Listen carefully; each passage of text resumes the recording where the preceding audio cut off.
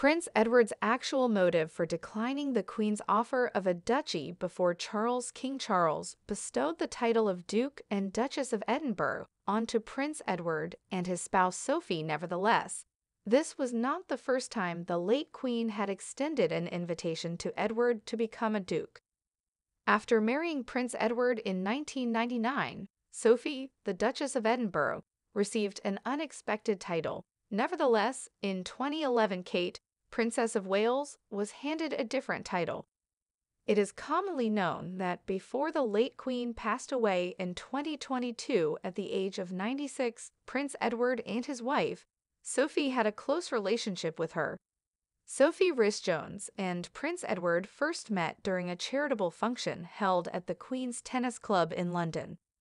On January 6, 1999, 6 years after their engagement, they made the announcement. It was declared prior to their nuptials that they would go by the titles the Earl and Countess of Wessex.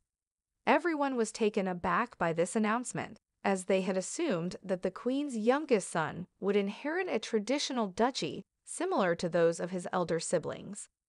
According to the Mirror, when monarch Charles succeeded his mother as monarch, he bestowed the title of Duke of Edinburgh, the late father of their late father, on his brother Edward. Subsequently, the Earl and Countess of Wessex assumed the title of Duke and Duchess of Edinburgh. One may question, then, why Prince Edward remained an earl for such a long time, given that all of his brothers and nephews became dukes. Prince Edward was entitled to a duchy in theory. In actuality, he was the first earl of his post since the Tudor era. The Queen was not at all offended by the strange title. In actuality, he was asking to be called the Earl of Wessex. His decision was made for an unexpected reason, but it fit with his passion for the arts and theater.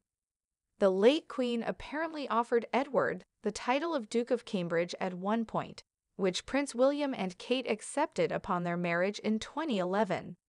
But he declined for an unexpected reason. Shakespeare in Love was Edward's favorite movie, and he adored the character Lord Wessex, so he wanted to be dubbed the Earl of Wessex. In 2010, The Telegraph received information from a royal source explaining Edward's choice of name. They said, he asked the Queen if he might have that instead since he thought it sounded good. As word spread about Edward's unconventional choice of title, it was also revealed that the royal family had intended for him to succeed his father as Duke of Edinburgh upon his father's death and his elder brother's coronation.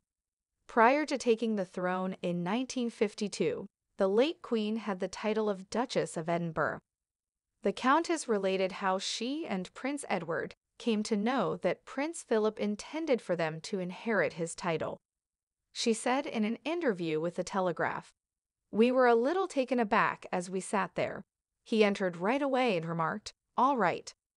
I would really appreciate it if you would think about that.'"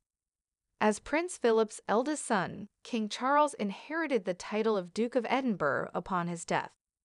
As a result, the Duke of Edinburgh position became part of the crown when the king succeeded his mother, meaning it might be awarded to another royal couple. It's believed that Sophie and Edward were intended to become the Duke and Duchess by the Queen and Prince Philip. But King Charles had the final say in the matter. In a conversation with the BBC, Edward expressed doubts about the possibility, saying, "It was fine in theory, ages ago when it was sort of a pipe dream of my father's. And of course, it will depend on whether or not the Prince of Wales, when he becomes king, whether he'll do that, so we'll wait and see." Charles bestowed the titles to his brother and sister-in-law at the appropriate moment. James, the son of Edward, who is currently the Earl of Wessex, is reportedly not going to succeed his father as Duke.